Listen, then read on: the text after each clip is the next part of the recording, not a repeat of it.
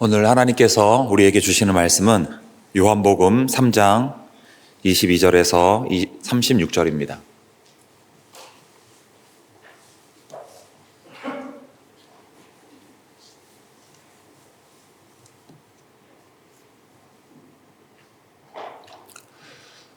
교독으로 보시겠습니다. 제가 먼저 읽겠습니다. 그 후에 예수께서 제자들과 유대 땅으로 가서 거기 함께 유하시며 세례를 베푸시더라.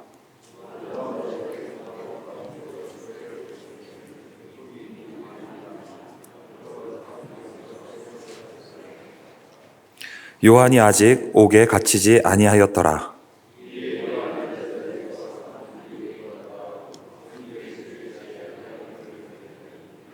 그들이 요한에게 가서 이르되 랍비여, 선생님과 함께 요단강 저편에 있던 곧 선생님이 증언하시던 이가 세례를 베풀매 사람이 다 그에게 가더이다.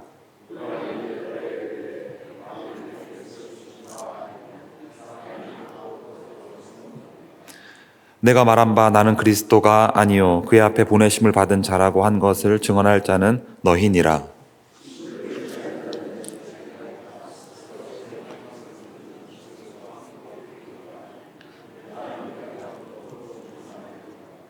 그는 흥하여야 하겠고 나는 쇠하여야 하리라 하니라.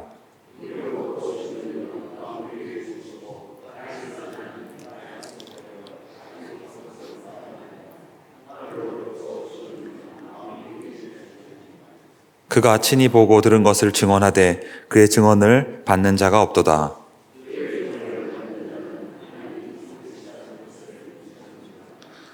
하나님이 보내신 이는 하나님의 말씀을 하나니 이는 하나님이 성령을 한량없이 주심이니라.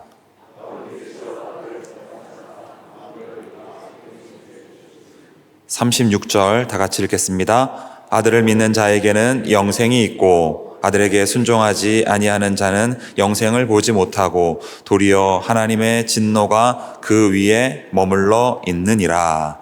아멘. 오늘도 하나님께서 말씀을 통해 저와 여러분에게 은혜 부어주실 줄로 믿습니다. 오늘은 그는 흥하여야 하겠고 나는 쇠하여야 하리라 라는 제목으로 하나님의 말씀을 나누겠습니다. 임종술이라고 하는 건달이 있었습니다. 그러던 어느 날 판금 저수지의 주인인 최 사장이 임종술에게 판금 저수지의 관리원으로 일을 해달라는 제안을 했습니다. 임종술은 팔에 완장을 채워준다는 말에 혹해서 그 제안을 받아들였습니다. 그런데 임종술은 저수지 관리원이 된 후 팔에 완장을 찬 후 사람들에게 온갖 횡포를 부리기 시작했습니다. 돈을 내지 않고 마을버스를 공짜로 탔습니다. 저수지에 낚시를 하러 온 젊은이들에게 기합을 주었습니다. 초등학교 동창을 심하게 폭행하기까지 했습니다. 심지어는 저수지의 주인인 최 사장 일행들에게도 낚시를 못하게 하며 행패를 부렸습니다. 결국 임종술은 저수지 관리원직을 박탈당하게 됩니다. 그러나 임종술은 저수지를 떠나지 않았어요. 완장을 차고 나와서 계속해서 저수지를 지켰습니다. 그러다 가뭄이 길어지게 되자 저수지 물을 빼서 농업용수로 쓰기로 결정이 되었습니다. 그러나 임종술은 물을 빼면 안 된다며 수리조합 직원을 막아섰습니다. 그로 인해 임종술은 경찰에게 쫓기는 범죄자 신세로 전락을 하게 됩니다. 윤흥길 장편 소설 완장의 줄거리입니다. 여러분, 이 소설이 우리에게 주는 교훈이 무엇이겠습니까?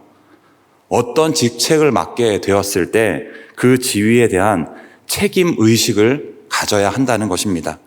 그 지위를 이용해서 자신의 이기적인 욕망과 욕구를 채우려고 해서는 안 된다는 것입니다.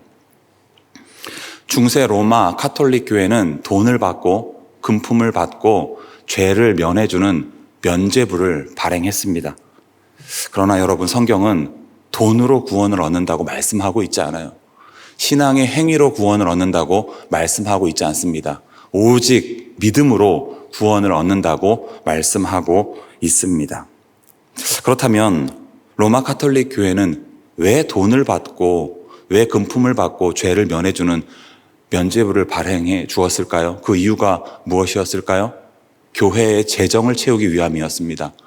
쉽게 말해서 돈을 많이 벌기 위함이었습니다. 마틴 루터는 그것을 간과하지 않고 비텐베르크 대학교의 정문에 95개조 방방문을 붙였어요. 루터는 그 95개조 방방문을 통하여서 면죄부를 이렇게 비판했습니다. 연복의 안에 던진 돈이 딸랑 소리를 내자마자 영혼은 연옥에서 벗어나온다고 말하는 것은 인간의 학설을 설교하는 것이다. 그때부터 로마 가톨릭 교회는 루터를 죽이려고 했습니다. 왜 루터를 죽이려고 했을까요? 면죄부를 비판하는 루터를 가만히 두었다가는 자신들의 기득권이 다 무너지게 되고 면죄부를 통한 자금 조달 계획도 전부 수포로 돌아갈 것이 불을 보듯 뻔했기 때문입니다. 여러분, 한번 생각을 해보십시오. 로마 가톨릭 교회 지도자들은 누구를 섬기는 자들입니까? 두말할 나위도 없이 하나님을 섬기는 자들입니다. 그러나 그들은 그 성직에 대한 책임의식을 갖지 않았습니다. 어떻게 하면 이 성직을 통하여 하나님을 사랑하고 이웃을 사랑할 수 있을까? 이런 생각을 단 한 번도 하지 않았습니다. 그들은 자신들의 지위를 이용하여 자신들의 이기적인 욕망과 욕구만을 이루려고 하고 채우려고 했습니다. 그 결과물이 바로 면죄부 판매였습니다. 예수님 시대도 마찬가지예요. 예수님 시대 종교 지도자들도 예수님을 죽이려고 했어요. 왜 예수님을 죽이려고 했을까요? 예수님께서 성전의 절대성을 부정했기 때문입니다. 예수님은 이렇게 말씀하셨어요. 이 성전을 헐어버려라. 내가 4월 만에 다시 세우리라. 뿐만 아니라 예수님은 성전에서 매매하는 자들을 다 내쫓으셨습니다. 예수님은 그들을 향하여서 하나님의 성전을 강도의 소굴로 만들지 말라고 신랄하게 비판하셨습니다. 예수님 시대 종교 지도자들에게 성전은 거대한 이권의 원천이었습니다.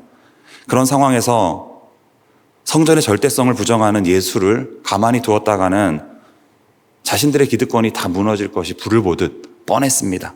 그래서 눈엣 가시와도 같은 예수님을 십자가에 매달아 죽여버린 것입니다.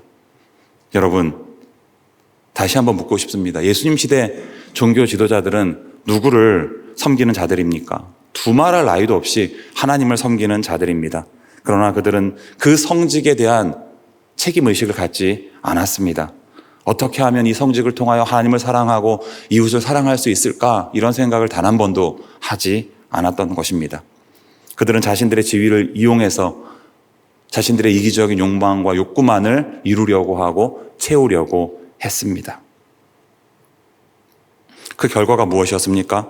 하나님이신 예수님을 십자가에 매달아 죽이는 돌이킬 수 없는 죄를 짓게 되었습니다.